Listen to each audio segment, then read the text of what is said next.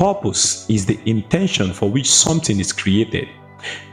It is the combination of your passions, your talents, and your values, driving you to excel by your desire to make a meaningful impact in life. And so churches must begin to teach on the subject of purpose discovery than some of these our religious doctrines, which are very important. Because many of the problems we have today in our world stems from individuals seeking self-importance and validation, rather than, dedicating themselves to find their true purpose, which will still lead them to live a meaningful life and have a sense of fulfillment. If you see many sadists, especially those that are always angry at other people's success, it is a proof that they have not found their purpose. Because the discovery of purpose, it instills joy, peace, and happiness in your heart, which will be reflected in your environment and in the way you relate with men. All right. And so if you don't make up your mind to find your purpose, you may live your life getting angry at those who has found theirs, because you will always aspire to be like them. And this is why I'm so glad that you are here to watch this video. But before we move on, can you click on that like button? Because when you do so, you help this video spread to the number of people on this platform. God bless you. All right, let's get to the business. The Bible says in the book of Jeremiah chapter 1 and verse 5, it says, "Before I formed thee in the belly, I knew thee. And before thou camest forth out of the womb, I sanctified thee, and I ordained thee to be a prophet to the nations." You see, before the small boy Jeremiah was formed in the belly, God knew him. Meaning that before his bones and flesh begin to grow in the belly, God knew him. That knowledge that God had about this small baby, this small unformed baby, is what we refer to as purpose. It is the intention in the heart of God, okay, for his existence. All right. So the Bible continues by saying that, "And before thou camest forth out of the womb, I sanctified thee," meaning that before you entered time, before you entered life, I sanctified thee. The word sanctified there means I set you apart. I selected and separated you out of the multitudes, out of the crowds, the people in the world, giving you no room for competition, because you are not born to compete with anyone. You know why? You are not anyone. You are you. There is something specific about your life. There is something so special about your destiny. All right. And so you have no reason to compete or to struggle with anybody, because you are not them. You are you. Okay. The Bible continues and says that, "And I ordained thee to be a prophet to the nations of the world." Do you see that? Even the platform or the office for his manifestation has been set before he came, giving him no option to struggle or to play politics, looking for platform and opportunities to manifest. Even the platform for his manifestation has been ordained before he come. And so if you are struggling in any of these three areas of your life, it is a sign that you have not just discovered it, because God did not create you, or he didn't send you here for you to struggle looking for any of these areas that I've just talked about. The Bible says in the book of Hebrews chapter 10 and verse 7, it says, "Then said I, Lo, I come. In the volume of the books it was written of me, to do thy will, O God. I come in the volume of the books." I specifically come because there is a volume of book waiting for me. It is a book that has been written aforetime. It is a book that has been written even before I was formed in my mother's womb. And so I am coming specifically because this book existed. Without me, the book has no meaning. And without the book, I am not, meaning that I do not exist. All right. The Bible also says in the book of Luke, chapter 4 and verse 17, it says, "And they were handed unto him the book of the prophet Isaiah. And when he had opened the book, he found the place where it was written." He found the place. Listen, there is a place for you in life.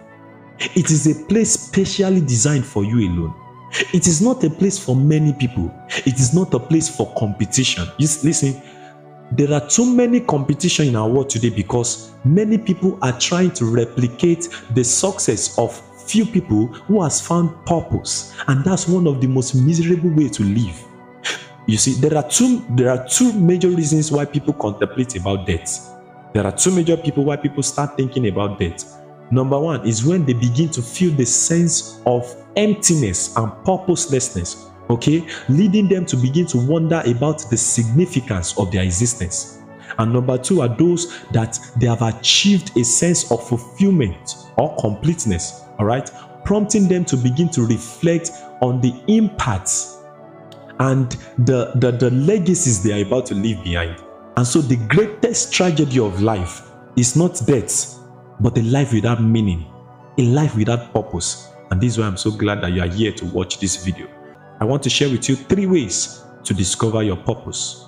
3 ways to discover your purpose. Number one is through your potentials. Listen, your potential is one of the pointers that is directing you to your purpose in life.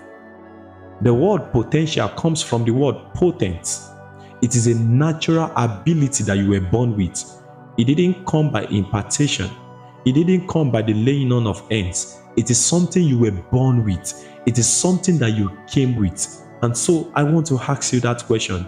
Have you discovered those potentials? Because your potential is a signal or is a pointer pointing to your area of purpose. Let me show you what the Bible says in the book of Exodus chapter 31 from verse 2. It says, "See, I have called by name Bezalel, the son of Uri, the son of Hur, of the tribe of Judah, and have filled him with the Spirit of God in wisdom and in understanding and in knowledge and in all manner of workmanship, to devise cunning works, to work in gold and in silver and in bronze and in brass and in cutting of stones." You see, if you continue to read, you will see many things that the Bible talks about.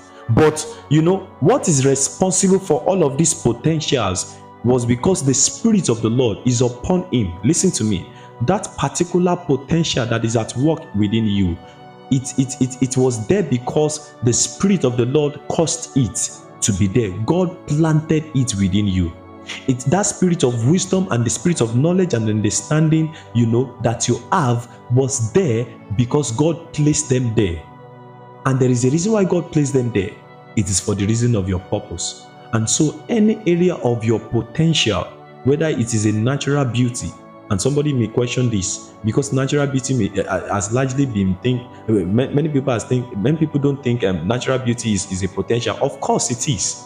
If you study the book of Esther, God delivered the children, the Jew, from being killed and from being destroyed by a beauty, not by power, not by word of prophecy. And so every potential that God has given to you, it is given to you for a purpose. And so number 2 ways to discover your purpose is through your passion. Can I ask you this question? What is that thing that you could do even if you are not paid? What is that thing that you are so much passionate about? You see, the word passion talks about your zeal. It is likened to a fire that burns on your inside. Okay, it is that thing that cannot be quenched by anything from the external. It is something that burns on your inside. Your passion talks a lot about your purpose in life. What is that thing that you are so passionate about? We can see in the scriptures that David's passionate heart in keeping the sheep of his father in the wilderness was pointing to an extraordinary leadership skills that was within him. And we can also find that in the book of Nehemiah chapter 1 from verse 3 to 11. Nehemiah's passion to rebuild the wall of Jerusalem and to restore the honor of God is pointing to his purpose in life. And so I'm telling you this, that your passion is a pointer to the purpose for why you were born. And lastly is what I call service. You see, service has largely been misunderstood in our world today. Many people, they look down on service. In fact, they think those that are serving are slaves. And I tell you, if you want to be great in life, you must take the place of service very seriously. Many great people today, many people who became great in life, they became great from the place of service. In fact, your potentials and your passion will oftentimes be discovered in the place of service, when you begin to do things freely and out of a true heart.